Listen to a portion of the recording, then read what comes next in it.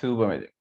All the listeners, welcome to another episode of Growth Journeys. And about today, we have none other than but Adil with us. Adil, the founder of Ohmylead. Adil, welcome. What's up? How are you doing? I'm great, thank you, and happy to be with you here today. Super amazing. Adil, normally we start these journey episodes from the story of the person, like Adil right now. Who is Adil? What's the background of Adil? How did you started? What have you studied in past? I would like to start from there. What have been your past? Yeah, all right. So I'm an engineer, IT engineer. Started my career as something like 18 years ago as an SAP consultant, and after just few years, I decided that consulting is not for me. I wanted to be entrepreneur. So I started my first startup in 2008, and 2.5 years later, it was a flop. Back to salary job, and then uh, many trials and errors. After finally in 2017, I with my co-founder Mehdi, we decided that we found what we wanted to finally launch our entrepreneurship career on. It's Ohmylead. Simply, well, at that time, I was working for a university. Mehdi is running his digital marketing agency. And I was also working with Mehdi on the digital marketing agency very closely. And we noticed a problem, a big problem, and that we decided to solve. That is lead management. This was the big problem that no one was talking about, but we felt it as a big problem. At the university, as you know, we receive a lot of applications from students, and those can be thought of like as leads, and those are thousands of leads, and managing them was a headache. And we will talk more about this later. Mehdi felt the same thing with his customers. Whenever we generate leads for customers, we send them to customers. No one cares, even though the client themselves put money on those leads. They still don't process them when they are generated. So uh, that was a big problem. We decided to solve it, and Ohmylead was born. Okay, this is interesting. But like I want to start from your college life. Like, first of all, any specific sport which you used to play in college, or you were like that study geek or nerd who used to just be in the books all the time? Like, what kind of person or a student you were in Oh, college? all right. Well, I would qu- qualify myself as a nerd at that time. Yeah. Uh, well, not that I wasn't playing a sport, but just to maintain myself, jogging. Because I was in a university in a very beautiful place called Ifran. It's the mountain, snowing in the summer. Sorry, in the winter, a forest everywhere. So jogging was total joy. So I was hooked to jogging in the forest. That was for the physical activity, a little bit of bodybuilding, and the campus life, hanging out with friends, and a lot of lab time. So at the time, 2002, 2003, laptops were not very common, and we didn't have money enough. We were students. We didn't have money to buy laptops. It was something very expensive at that time, and we used to hang out in the lab. So at the lab, where computers were available. Although we had a desktop computer in my room, hanging out in the lab was where we get together, and we worked on projects together. We did homeworks together. So my life in campus was the bulk of it was in the lab. Hacking projects and side hustles, and trying at that time already, and to start something. In 2003, I remember I had a semester off, because I wanted to start something. So took a semester off, said, okay, done with the studies. I want to be an entrepreneur. Well, like many students today, the Bill Gates and Zuckerberg role model, they take the toll on us, and we say, yeah, let's do it. But then it was short, one semester, and was back to university, and finished university in 2005. That's the summary of college life. Oh, okay, so I'm not really kidding. Then the left part when you talked about, right? At that point, I think so. Movie on Facebook, the social network, that movie have a lot of scenes around computer labs. I was imagining that lab, and you are sitting there in front of a computer with your friends, working on some project or like doing homework and all. Like I think so. That is something which a lot of students do in college life. They make friends and start executing some or other project. Like as a side hustle or as a side project, just to do something, because what I believe, a lot of people want to create something. They just want to start or like produce something or invent something. What do you think, by the way? Like, did you had these kind of thoughts when you used to start those kind of side projects in college, or when you started Ohmylead or the other startup? Yeah. Well, the ones who are crazy enough to think they can change the world are the ones they do. So yeah, we students, and luckily, when we were young, we thought that I was one of them. We thought that we could change the world. We thought that we could create really some next big startup that's going to be the next Oracle or Microsoft. At that time, Facebook didn't exist yet. Well, it was just starting out. But we thought that we would be the next Google, maybe. So we were doing some very modest work on computers. Yeah. So Hello. Hi. Hi everyone. Hello, Sukaina. Hello, Sukena. Hi, how are you? I was trying for someone to let me in the room. Okay, like I just got the message that you were also going to be in the podcast. I was like, Oh, my bad, my bad. I'm really sorry. well, nice to meet you guys. Nice to No, meet no you. problem. Nice to meet you.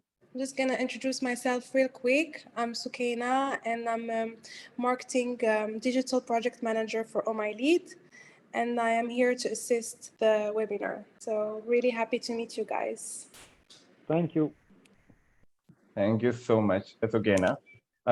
So yes, like coming back, what we were discussing, Adil, please continue. Like you were saying something, right? Yeah. So yeah, at that time, those group of nerds that used to hang out in the lab, we all had the same crazy idea that we could start the next Google or the next Microsoft or Oracle. But in hindsight, we know that we didn't have enough means. We weren't at Silicon Valley. We didn't have any the support necessary. And yeah, but humbly now that I remember, we didn't have enough skills, and everything you want. So yeah, but at least we tried. We tried, and everyone had his own project to do. Some of us got together onto projects. Some of us were lone wolves working alone in their room or in the lab. And there you go. So very few still working on the project that we started in the university. Maybe none that I know. So all of us, it was just kind of training we got working on those projects at that time. Baby steps towards the entrepreneurship career we would have one day down the road. So yeah, we started a lot of projects and side hustles thinking that it's going to be the next big thing, but realistically it wasn't, and it was just training for us that will prepare this next generation of entrepreneurs to start things like Ohmylead. Very interesting. And I think in college, a lot of people do these kind of things. So, like I would also like to ask Sukena also, like, were you also like this in college, like starting a project or a startup or a company with your friends or like something else? What kind of student were you? So far, I have not thought. I mean, I have some thoughts of building my own project one day, and I have an idea. So maybe one day I will start working on it. But I have this entrepreneurship mindset, and I think it's very important to have. And by the way, I joined the company Ohmylead about 6 to 7 months ago. So I wasn't really part of the beginning in the journey, but I feel like it's very interesting to know the hustle and the struggle because, as we say, what doesn't kill you make you stronger. And I feel like we are on the right path. Of course, we are. Okay, so coming back to Adil, I understood that this is something which you did in college, but after that you joined a consultancy, right? If I'm not wrong. Yeah, that's right. How was your experience in consultancy? Excellent and amazing. I'm very happy that I had the chance to do it because I was able to discover the corporate world from the inside. As a student, when you join a company, you are a a fresh graduate, and you don't get to do much interesting work. However, as a consultant, your boss must clock your hours, must get revenue out of your hours. So they send you to very interesting positions, sometimes that are above your means, just well for financial reasons, and then they'll leave you there struggling to create value for the customer. And so that was the case for me. My first assignment was Rolls-Royce in UK. Yeah, in Derby, not Rolls-Royce the car maker, but Rolls-Royce the engine, the aircraft engine maker, Derby, UK. And I was there in this amazing place where the best engines in the world are made, and working with the team there. Yeah, and that wasn't the only one. After that, it was Sanofi Aventis, it was Cadbury, it was Computer Associates in the US. So getting to work with these teams was, yeah, huge for me in my career. It was something great. Yeah, I would agree on that part. Like working with some big companies and like working in corporate itself gives you a different experience. If you had not experienced it in past, then this is something which will be worthwhile for sure. And like I'm just curious, as you had worked in consultancy for how many, 2 to 3 years, or like even more than that? 4 years. 4 years. Any specific funny or exciting incident which you remember from this 4 years of working in consultancy? Something different which you were like, oh my God, I will never forget this. Well, yeah. Something I'll never forget is this guy who were working in Malaysia, and the guy was assigned to me in my team, and I had a team because I was already promoted project manager at that time, and I had a team of 4, and then at a certain time 9 engineers, but there was this guy who was very nice person, lovely to work with. But then there was something wrong, and I discovered later that he wasn't a developer at all. He didn't know how to code. But yet, for some point, he was assigned to my team. And I had this very difficult decision to report the person or keep working with him. Well, I think that, well, the decision I took Or teaching her. Or, yeah, well, you don't have time for that. You have deadlines. So Yeah, it's true. I have a person on my team, so all the hours of this person is clocked on my project, and what to do. Luckily, the project was big enough to find tasks that didn't require programming skills, although that wasn't meant to be the case at all. So yeah, I kept the person for a few weeks or months, I think, But then we found a very friendly way to get the team out of the person out of the team. But yeah, it's weird how this person is still in my head, and the work with that person, how it was nice trying to make up for his lack of skills. Yeah, his name was, I think, Sun Him, Chinese origin, but yeah, very lovely person, and I wish him the best of luck. I wish he find out finally his path. Okay, this is too interesting to ignore, I would say.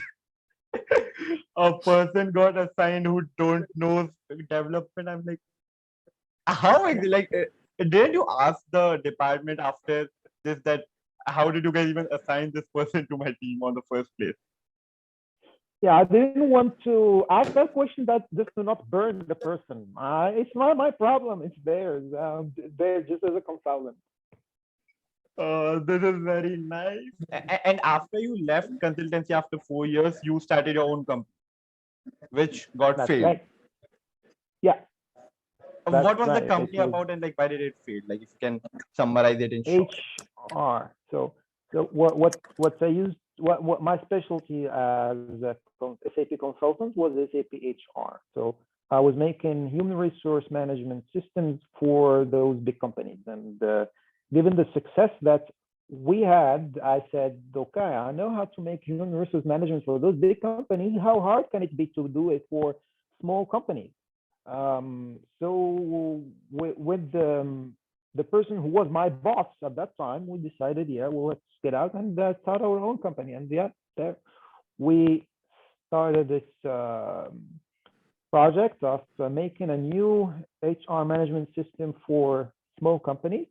Given our experience with all the processes, we knew how to do it really the right way for companies of thousands and thousands of people.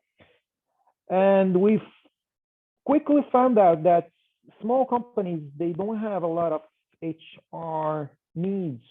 Well, this was very, very simple HR management. So yeah, it was a good news because we didn't have to implement something too complex. We had a very small set of features that we needed to implement, and we did implement that. But then we found out that payroll was the big part of it, but that like 80% of the work that a small company is doing on HR is payroll, and the rest is like, yeah, even leave days are part of payroll for those small companies.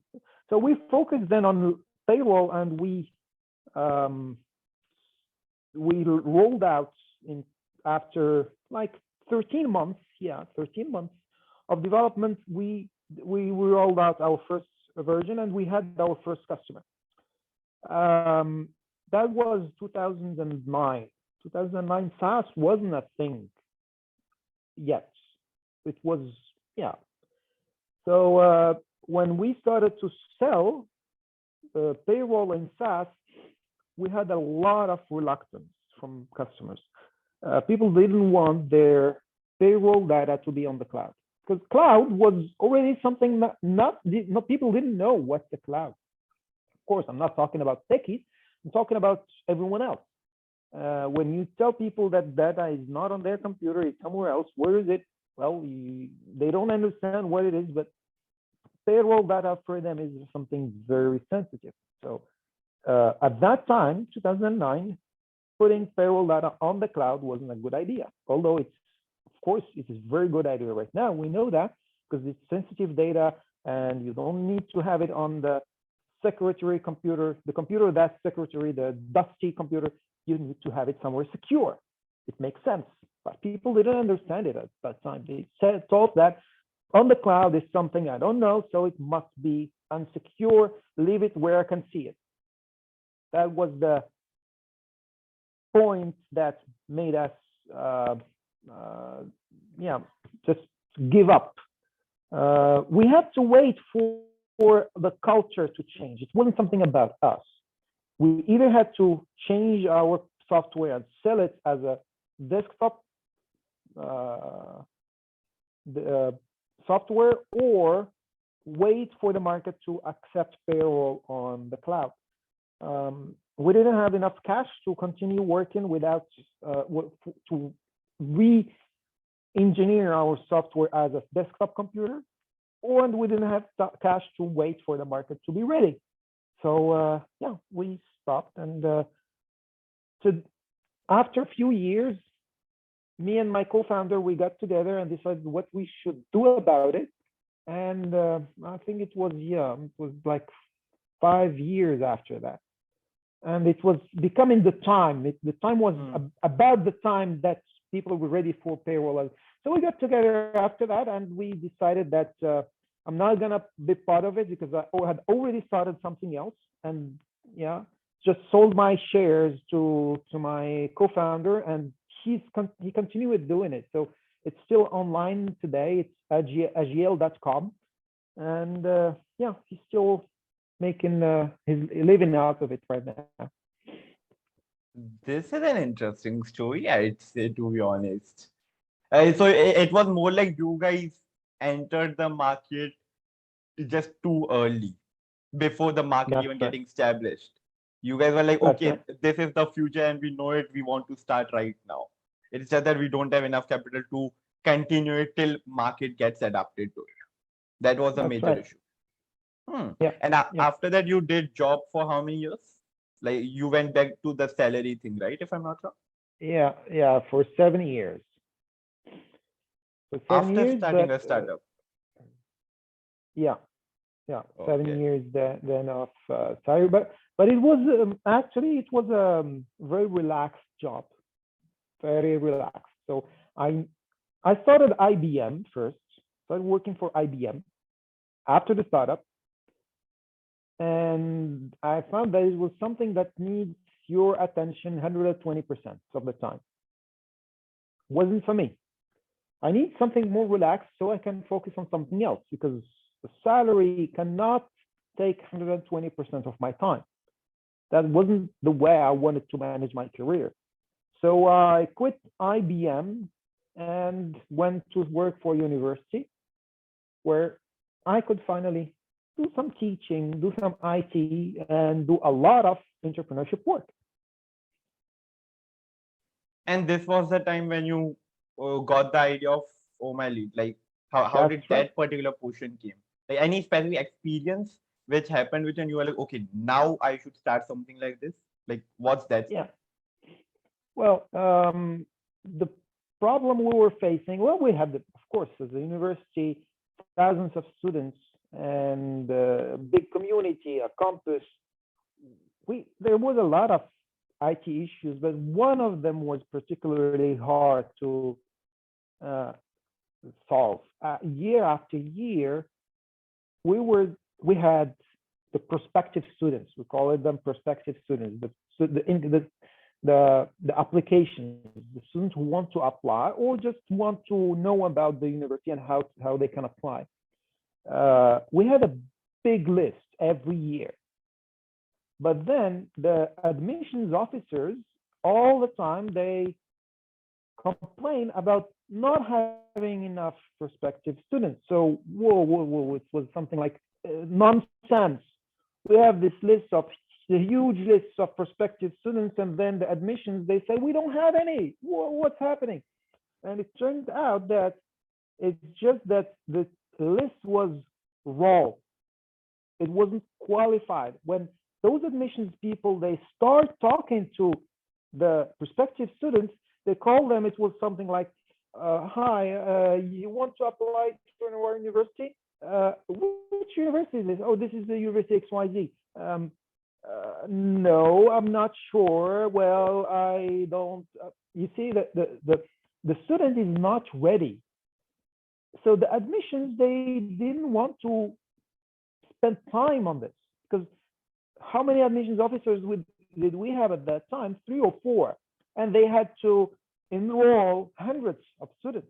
So they didn't have time to keep talking on the phone all day long to those people who didn't know what they want to do with their future. So the solution was to have a separate team qualify this huge list. We should have a separate team who will call those people on the phone and try to work out with them what they want, and if they want to join our university, and if they wanted to join the university and they have decided, then we pass them on to the admissions officers. So this was the missing link between, yeah, we have a lot of leads, and then the others telling you, no, we don't have leads. So how to match between the two was that having a separate service who will qualify the leads and then pass them on to admissions. And we didn't have the software to do that. First, we tried to do it with the CRM. We already had a CRM, so we said, okay, we'll put the list of all of those thousands. Whenever someone they fill in a form on our website, they land right away on the CRM. But then having the admissions work on the CRM the same way as the qualification people didn't work out, because things got mixed. Even with all the training necessary, things got mixed, and CRM wasn't very adapted to this job of qualifying. So we wanted to keep the CRM clean and not have anything on the CRM, but the qualified, the people who really want to join the university. Plus, when we put those thousands of raw data in the CRM, it messes up all the stats.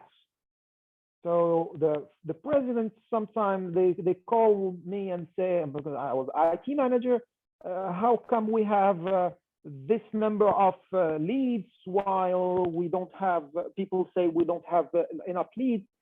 It was messing up the stats. So the solution was clear. Keep the CRM for sales. Have a separate software for filtering the data.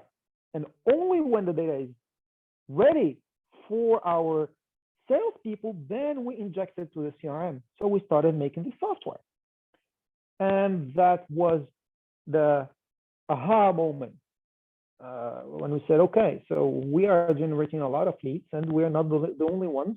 Let's make a software and sell it. So I was with Mehdi at that time, and we said, and of course, when I was talking to him about all those problems, I'm giving you just my side of the story. Mehdi will give you another side of the story, where he has a lot of customers who were living the same thing as we were living. So we met together and we said, okay, we are living the same problem, so let's get together and create something for that. And yeah, we started working on the software, and we installed something for the university, and we were able to get the time of processing time of leads from many days to just something like 1 hour in average. Because yeah, sometimes it was scary how fast we were calling leads. I was the funny story. I was one time talking to someone about the project, and that was after we created the very first MVP and installed it for the university. I was talking to him about the project and said, well, we did it. We have something. And he said, okay, show me. I said, go to the university website and fill in the form like if you were a prospective student. He filled up the form, and he was still talking to me on his computer, and then his phone rang. He was scared. Whoa, can't be. That the reason, because our algorithm at that time was prioritizing the new leads. So we wanted to prioritize by the first, that it was a last in, first out. Last in, first out. That was our algorithm at that time. And it worked very well, because those new people who are still hot, don't let them get cold. Hit them with a call while they're still hot. So that was the idea behind. And So we had an automatic dialer behind. So whenever someone came in and an agent was available, the call was automatic. So with that, we had very good results qualifying the leads, because we were talking to very hot leads who were still interested in the university, not days after, but sometimes days after they might have already enrolled in another school or university. So talking to people at the right moment was crucial to the success of our campaigns, and that's what we are trying to do for all our customers since then. So when we talk to any customer, we tell them things like this quote from HubSpot. According to their study, they say that calling a lead 5 minutes after converting versus 30 minutes, just 5 minutes versus 30 minutes, increases the chance of qualifying them by 21 times. 21 times. That's not 21%, that's 21 times. That's on HubSpot Academy. So really, the key here is call your leads while they're still hot. Simple. We tried it, it worked, and that's what we are trying to do for our customers. Okay, this is some next solution. Like 21 times, this in itself is a large number, I'd say. I mean, and that also because of just 15 to 20 minutes. That's it. Just this small That's right. number makes the whole difference. Oh my God. Yeah. And you know, the other funny story is that at the university, when we were talking to leads after days, sometimes before putting that software, sometimes the lead came in and we didn't call them till 5, 6, 7 days after. And when we were calling them, they told us, no, we did not fill the form. Wait, who gave us your number? No, it wasn't me. You know, it wasn't me. It was the funniest moment we had. Oh my God, you know, like, how did you got my number? Let me know that first. I will complain. I will file a complaint against you. Oh my God, that would have been a funny situation. But still, like, when you launched the product in the market, what was like the first major problem that you faced? Because these kind of products will have some problems they have to face, right? Or was it like a smooth process without a problem? Well, yeah, we did have a few issues. Well, mostly technical issues with scaling. You know, leads, processing leads happen in bursts. It was not something very smooth.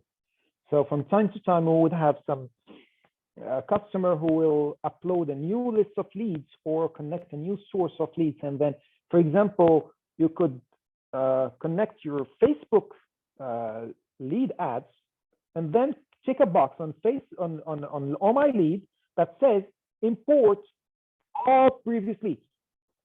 Okay?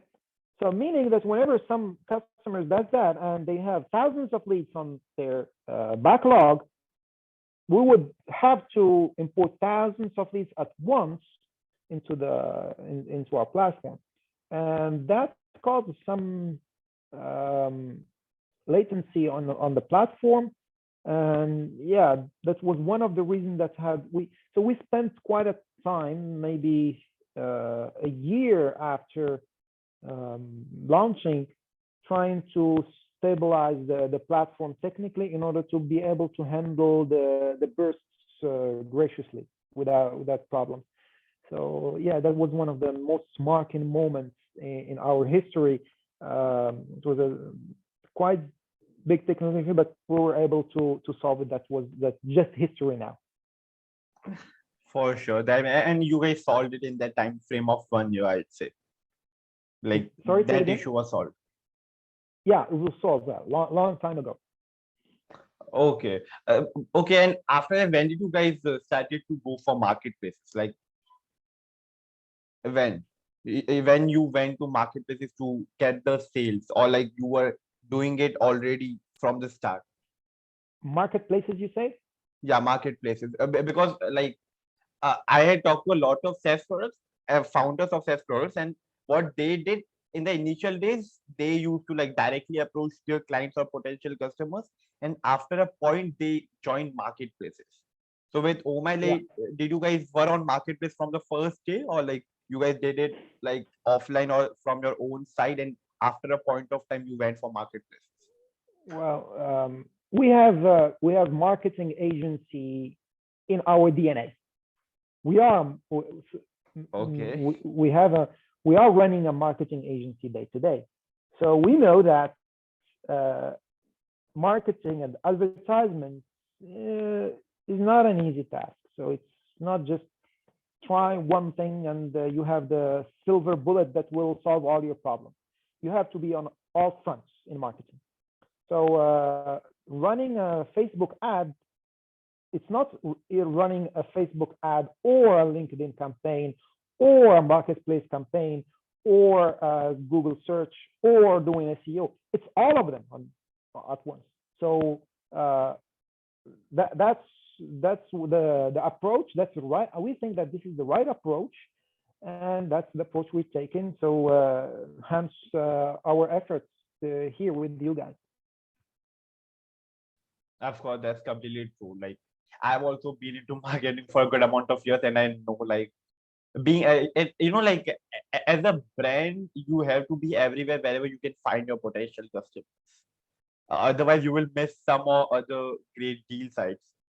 So yeah, that's completely true. Like you have to do all these things at the same time. Like all these things should run parallel. So I would agree on that part.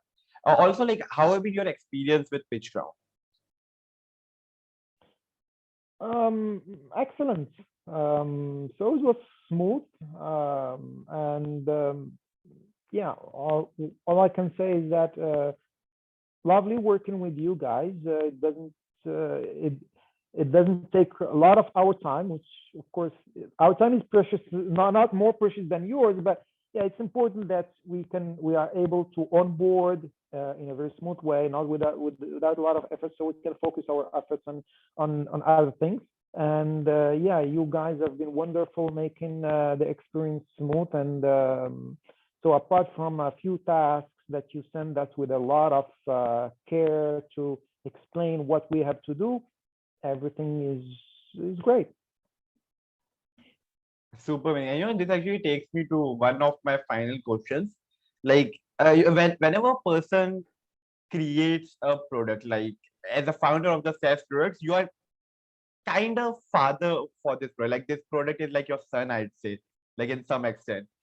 So as a father, what is that one quality, or what is that characteristics of Ohmylead of which you are proud of? Like what would that be?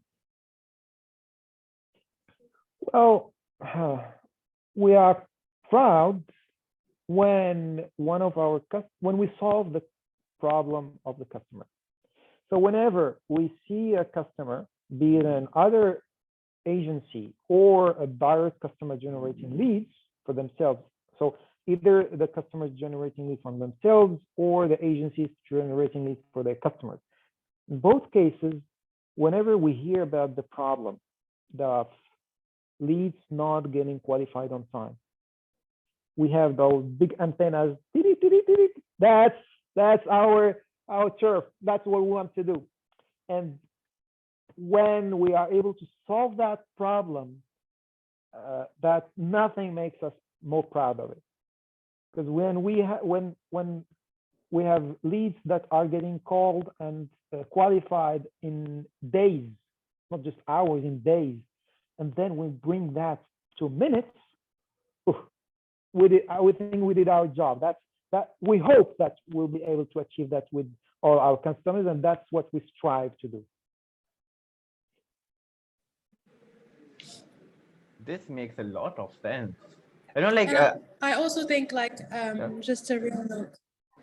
Oh, sorry. I also think like as a business owner, when you know that you're helping small, average, and big companies to grow their business and grow their revenue, and you have this intuitive, simple platforms that helps your business, qualify the right lead and again grow your business, you're just proud of yourself. That's right. Yeah. Absolutely true. Like, so it is more like this, what I believe. Whenever you create a product, you have a particular problem, you have a vision. Okay, this product is going to solve this problem. And when a random person comes to you and says that your product solved this of my problem, and both the problems were same, you're like, oh my God, this is what I wanted from the start. Such a great thing. So yes, I would completely agree on that part. And now, like the final question, which is like the most important one, which is going to decide a lot of things. So I would like to know from your side, Adil, how was your experience in this conversation? How? How was your experience in this conversation? How's my experience in this? Sorry, it was just some trouble hearing. How was your experience in this what? Okay, maybe there's some background noise from Sukina's side. Like I'm muting you, Sukina, just for a minute. Okay. Yeah. Yeah. Okay. Is it clear now? First of all, let me know that.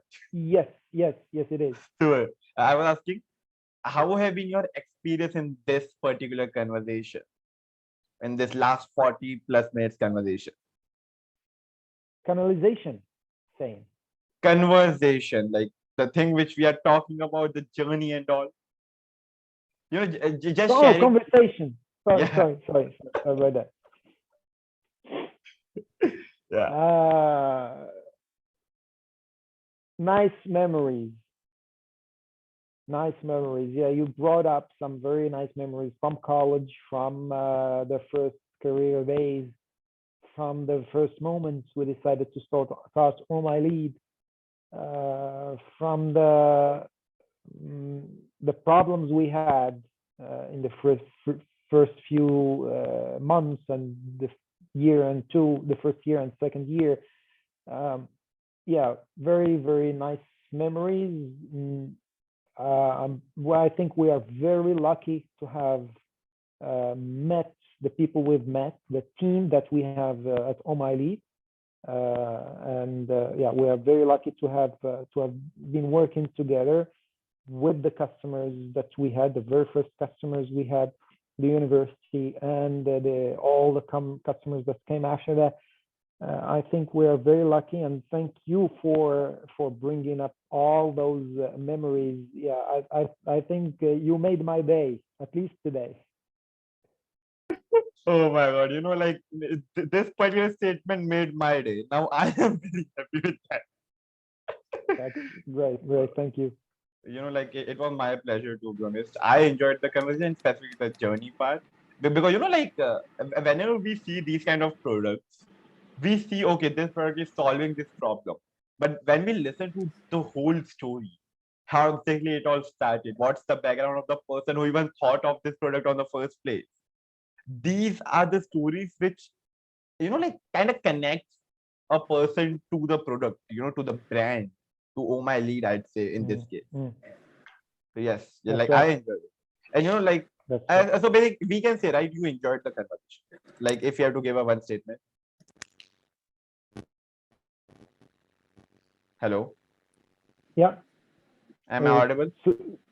Yeah, you are. So last statement from me or Sukaina, I didn't get that. Yeah, the line is keep cutting, unfortunately. I heard half of your sentence. I can barely hear you, unfortunately. I'm not sure why exactly is it. It was clear till now, right? Yeah, now it's better. So the question was for Sukaina or myself? It was for both of you, I'd say. But the main conversation was with you, so it was more towards your side. So we can say it like this in one statement: you enjoyed this conversation, right? That very much. Super amazing. So like just let Oscar and know this thing. You enjoyed this conversation, and it would be a great help for me. Sure. Well, yeah. Thank you, PitchGround. Thank you for the opportunity to talk to the amazing PitchGround audience. It was absolute delight to have this conversation with you and bringing up all those very nice memories from our history making Ohmylead. Yeah, I think it's very healthy to do this kind of going back to the basics conversation. Very enjoyable. Thank you so much. You're welcome once again. With that, thank you so much. Thank you. As Yeah. As for me, I just want to say that it is my first experience working for SaaS product. And I really liked it big time. And I feel like it's a huge industry and we can definitely evolve in it because everyone needs leads gens today. Once you launch a campaign, you need those leads ASAP. And I want to thank also PitchGround team. They have been very helpful for the launch and for the organization. Thank you so much, guys. Appreciate the effort. It is our pleasure. Like I'm saying this from the whole PitchGround team, but yes, it is our pleasure to work with you guys. Once again, thank you so much. With that, I will see you guys another time. Till then, thank you. Bye bye. Bye bye. See you. Thank you. Take care. Bye.